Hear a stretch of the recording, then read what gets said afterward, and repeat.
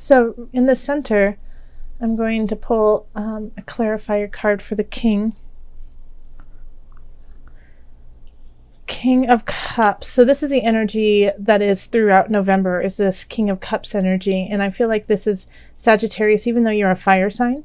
I feel like this is you, even though it's a water sign. So I think you're going to be exhibiting some of the qualities of the King of Cups, which is being connected emotionally with people surrounding you, being connected with your own emotions, being able to make a clear decision, even in the face of emotional doubt. But even though you're going to be able to do that, a challenge will be that you won't necessarily, this is it. You're going to have hope. You're going to need to use hope. Hope will be where your impetus for everything will be. Hope and faith, because you will not be able to see the outcome. You will not be able to see how it's going to turn out. It's not going to be clear, and you're going to have to go on that gut instinct and trust your gut. Trust your gut. Even if it looks like it's not going to pan out, trust that inner strength. It's going to guide you correctly.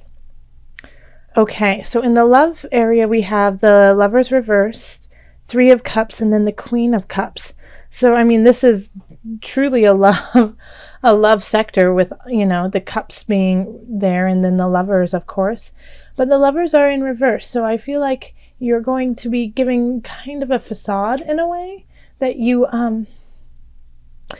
want to break out of a relationship, that you want to break out of a contract, that you want to let something go, and you don't know necessarily how to do it. So you might be just ignoring the situation and going out and having fun with your friends. And instead of actually dealing with the situation head on, you are kind of slinking around the edges and being like, oh no, everything's fine, I'm good. And then you're going to satisfy yourself with going out with others, instead of actually taking care of the person that you love at home and treating them with the respect that they deserve, and saying, you know what, I don't feel comfortable in this relationship. I don't feel like this is where I want to be. And it just, at this point, Sagittarius, I feel like you feel like that's going to be harder to do than just ignoring the situation. But the truth is that you definitely need to deal with it head on, instead of doing what you're doing, and because it's making them feel bad what you're doing right now, because they can see it. They see you going out, they see you having fun, and it's not with them. And so they already understand that something is wrong, but it's up to you to let them know exactly what's going on. And it can also be in the reverse, that somebody's doing this to you. And if you're receiving this energy, then it's you have to act in both cases like the Queen of Cups. You have to arise and push through those emotions, even though it's difficult. So if somebody is not being honest with you, they're not necessarily doing anything negative towards you. They're just ignoring you, which in a way I think can be the worst of it all, because you never know. You're in the dark. If they are doing that to you, then rise up, my beautiful kings and queens, and face it on, and stand in your strength and say, you know what, this is not how I deal with relationships. This is not how I do relationships. And so I need you to be honest with me and let me know what's going on. If you're not feeling it, then I need to know, because I deserve more than that. And if you are not feeling the person that you're with, or the person you're dating, or somebody that you're interested in anymore, then, instead of just ghosting out, let them know, like, you know what, I think you're a wonderful human. I just can't be with you right now. That means so much more than just not returning their calls. In the family area, we have the Nine of Swords, the Fool, and then the Six of Discs. So something is worrying you. You're concerned in your family. So how I see it is, it could be you, but I think it's somebody in your family, and it could be also linked in love that, you are worried about your partner. But here we have the Fool. So I feel like you are worried about somebody's actions being um, foolish, not being thought out, not having a really good plan. And Sagittarius, you are like the most fun to be around. Like, you are the life of the party. People always want you to be around because you're funny, you're witty, and you have no problem meeting new people and dancing and having a joyous time. Like, you guys are really outgoing, and it's really fun for everyone around you. Um, but for some reason, you could be worried about somebody because they are overzealous about that, or being, or doing it for the wrong reasons, not because they love to do it, but because they're ignoring their responsibilities, or trying to just douse some sorrow with this action. And I feel like you have the capacity to talk to them and be part of their life, and kind of school them in a way, like say, hey, listen, I understand what you're going through. I've been there too. I understand it completely. But this is, we need to shift this. This energy needs to shift. What you're doing is toxic for you and everyone around you. And I don't want to see that happen to you. Okay, and like, let them know that you're worried, you're up at night, you wake up in the middle of the night thinking about them and what's going on, and lend a hand. Lend a hand to that unfortunate person who's going through that, because it's very challenging, and sometimes all they need is to be acknowledged, and acknowledge that this is a tough time, and that they're not alone. So you have that gift to give. So I truly do hope that you can give that to somebody in your family. And if you need this, if that is you, that you are going out and partying too hard because you're full of sorrow, find somebody in your family that you respect and admire, and say, hey, I'm just not in a good space. And they will be able to connect with you and, hold space for you. All right, so then in our career and work, we have Eight of Wands, Page of Swords in reverse, and then the Six of Swords. So some of you may be leaving your job.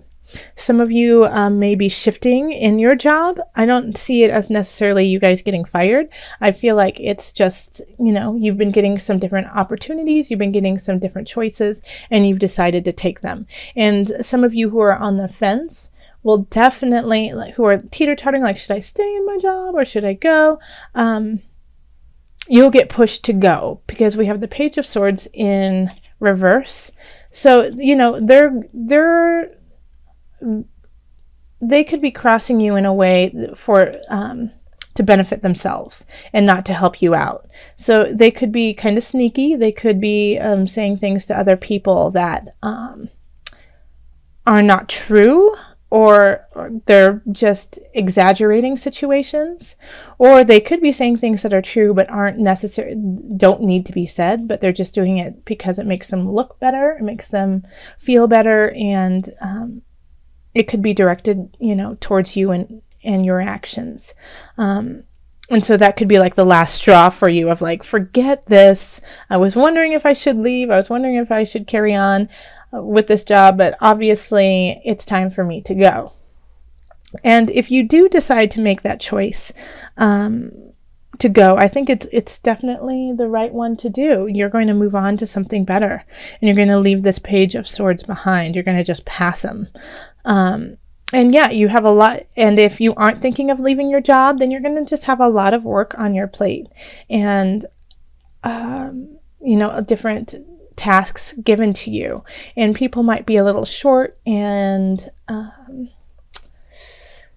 just not exactly the most friendly about asking you to do certain things. But I don't think it's your boss. I think it could be a coworker who's doing this, who's possibly younger than you, and that could be kind of annoying too. Like, they don't even know I've been doing this job since they were a baby, kind of feeling.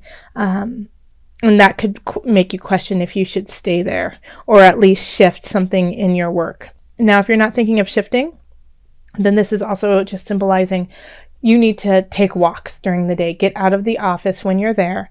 Get out of your job. Clear your head in the fresh air.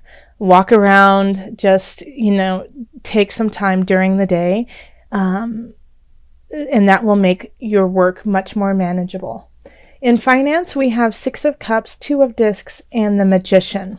So you're trying to balance your finances, but it's not in a negative. I feel like you are actually quite abundant, Sagittarius, and you could be getting something from a family member. You could be getting an inheritance, and you don't really know what to do with it. Like you're like, oh, I didn't expect that. You could be getting a gift from someone, and it's completely out of the blue. You're just like, whoa, I had never, and it's perfect timing, for the winter and holiday season. And so I think that could be a big benefit for you. And so you could turn that into something very beneficial, but just be careful that you don't just lavishly spend it and be like, I'm going to go to Peru or Milan or Paris or, just somewhere extravagant. If you're just doing it on a whim, like I'm just gonna go there, I think this is kind of saying weigh it out, balance it out, see what is really worthwhile, and that'll raise you. Because we have the Magician, so it's like once again it's kind of a magical feel, and you have everything just at your fingertips that you can use. So just make sure that you're doing something that you will definitely benefit from now and in the future. So, if you go to Peru, let me know, because I think that would be amazing. And I'll hide in your suitcase, Sagittarius. The first one is you are profoundly clairvoyant. And the second one is the God box. Okay, so the first one, you are profoundly clairvoyant, says, trust what you see in your mind's eye as well as with your physical sight, for your spiritual vision helps you with healing, teaching, and guidance. Yeah, absolutely, Sagittarius. And then with the God box, it says, write any worries, concerns, or desires on a piece of paper that you get. I'm so sorry, I'm going to start over. Write any worries, concerns, or desires on a piece of paper that you put into a special container called a God box as a way of letting go and allowing the divine to help you. All right, so here we go. This is if you have some problems, some issues with work, with family, you have some things that are just teeter-tottering and you're just like, I don't know what to do. This is a great God box. It's just saying, write it down and let it go, and the divine will help you. It's often when we are stuck and we don't necessarily have control over the situation. We can't control the person who's out of control. We can't control a coworker who's being nasty, but what we can do is control our reaction to it and the energy we put into it. So by writing your worries and concerns and desires on the paper and then giving it away, you are giving it to the higher energy to see it and deal with it, and help you along. And you might be getting messages in regards to these problems, to these inquiries that you give to your God box. Through clairvoyant messages. So if you get that funny feeling, you get that hunch, very, very much so listen to it. And that's what, is at the center of your reading, is follow your hunch. Yeah. In all of these areas is whatever you do. If you feel that tingle, listen to it.